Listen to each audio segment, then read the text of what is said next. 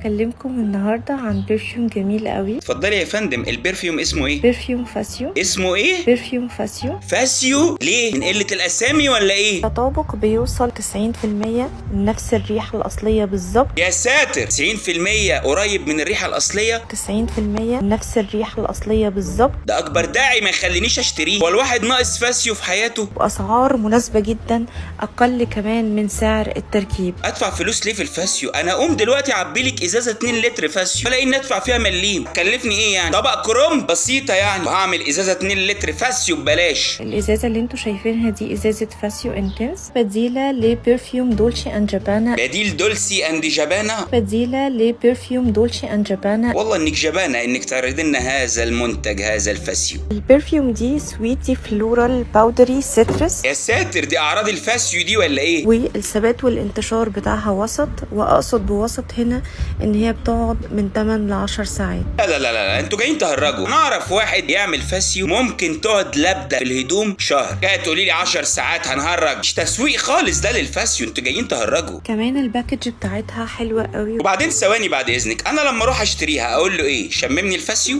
تنفع كهديه، شكلها قيم وشيك. اتق الله، اهادي واحد او واحده بفاسيو، انا انهي علاقتي بيه بان اشتمه ولا ان اديله ازازه فاسيو؟ استكمالا لسلسله عطور فاسيو. يا ساتر، هي كمان سلسله متفرعه؟ يا ترى بقى الباديز بلاش متوفر، الجاسيو متوفر ولا مش موجود؟ خليني اكلمكم النهارده عن فاسيو لايت بلو. يا رب قادر يا كريم، يا رب النطق يطلع غلط وتبقى بتتنطق فاسيو ارحم من فاسيو. هو برفيوم فريش، ريحته نظافه. اتق الله، ريحه نظافه وفاسيو؟ طب ازاي طيب؟ مناسب جدا للصيف. صيف وفاسيو دونت ميكس. وينفع للشغل. ينفع للشغل؟ انا لما اروح الشغل وصاحبي يشم الريحه وطلعت حلوه مثلا ولا حاجه، اقول له يا تعالى احط لك فاسيو يالا، ولا اقول له ايه بقى؟ ريحته سيترس ومزيج من الورود. مزيد من الورود وفاسيو، ورود بريحه الفاسيو. انا مش فاهم انت مقتنعه ازاي. دراي داون بتاعه مسك وعنبر واخشاب. مسك وعنبر واخشاب؟ مسك وعنبر واخشاب. ده كرنب ومبلع بعناب، اقل واجب. هي دي التكوينه بتاعتها. اتق الله بقى في الفاسيو. عطر مناسب جدا للصيف، لازم تجربوه وتقولوا لي رايكم. انا لو صاحب البراند ده هخلي البراند ده يضرب في السما في ثانيه من غير ما اصرف عليه ربع جنيه اعلان. ازاي؟ انت عندك 3/4 الشعب المصري دلوقتي متخزوق ولاد وبنات، صح ولا مش صح؟ كلها دلوقتي بتموف اون. اعمل لهم ايه بقى؟ العب على الطبقه اللي بتموف اون. خد السلوجان ده، لو عايز تنام وتصحى ناسيو بخ الفاسيو.